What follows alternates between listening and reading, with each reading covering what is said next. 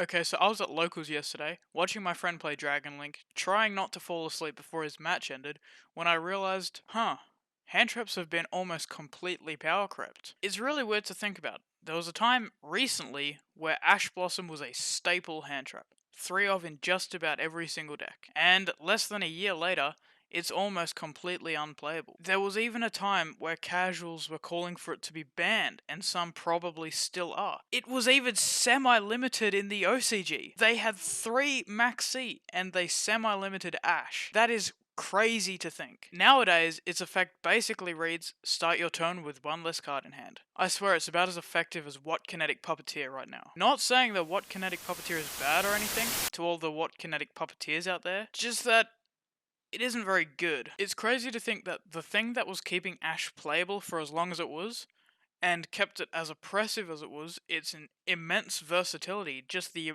sheer volume of different cards it can hit, is also kind of the thing causing its downfall right now. There are just so many different things in so many different decks that you need to Ash that it gets to a point where it doesn't matter what you hit because if you hit one thing, you can't hit everything else. Even against control decks, there are just so many things that you don't want your opponent to resolve that Ash gets baited out by basically everything and effectively does nothing. Like, Ash does not end turns anymore. Activate Extravagance. Oh, well, I guess I've got to Ash that. Okay, activate Cursed Eldland. Okay, activate Nadir. Normal summon Ecclesia. Activate Hidden City. So many engines that can all be ashed that the control decks that play these engines play multiple of them, and it's just really difficult to ash the correct thing because there's just so much to ash. Don't even get me started on combo decks nowadays. Actually sneezing on your opponent is more likely to stop Dragon Link or Infernoble than Ash Blossom. But then of course, sometimes every deck gets weird hands. Like, there are just some hands where you kind of brick or you just have one play,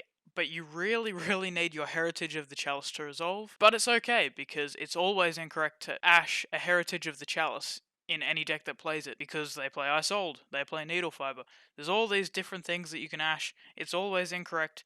Heritage of the Chalice should always resolve, so you should be able to play. But bad players do it anyway. Sometimes your opponent could be playing Montage Dragon OTK, and they may be the equivalent to a trigger-happy YGO Pro player, clicking buttons whenever a response is possible, and you just lose. Normal summon Ogier? Vela! Okay, equip Durendal, effect. Ash! Oh, fuck.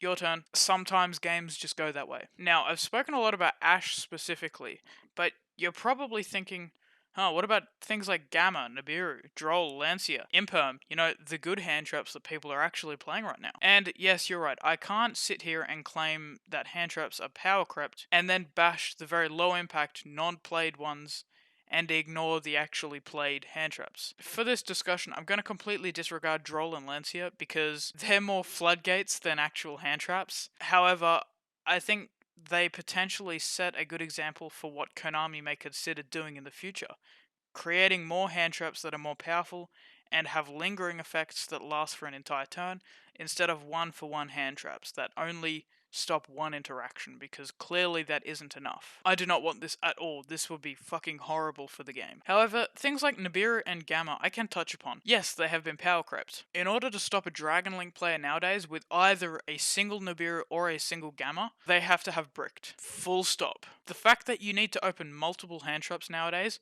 really is a testament to how underpowered hand traps are and how effectively useless are. It's really the only argument I need to prove my point. And even then, I have been OTK'd through Gamma plus Nibiru. I had bricked, so I had to pass with nothing and hope that it was enough. It wasn't. I'll clarify now that I do not think that Konami should be printing more powerful hand traps, more floodgatey, lingering hand traps like Lancia and Droll, or, God forbid, bring back Max C. I think the solution has to be something along the lines more of a large decrease in power, scaling down the power, hitting a bunch of problem cards, and just making the combo decks less resilient and less powerful. Right now, there are just too many problem cards that exist simultaneously. Things like Needle Fiber, Linkross, LP, Verte, even Isold. All of these cards are just problems in the format right now. I hate to say it because the format last year lasted for so long. However, I think last year sets a very, very good example of a format that is healthy with a bunch of different decks that aren't too overpowered. Even if it lasted a long time, it was never really all that aggravating or degenerate. But we'll probably need a couple ban lists in addition to a couple new playable decks in order for an exciting format similar to that to be possible. And that's not going to happen for at least a couple ban lists. Anyway, that's it for this little discussion video. If you enjoyed it, leave a like on the video and subscribe to the channel for more content. Yeah, I'll see you next time.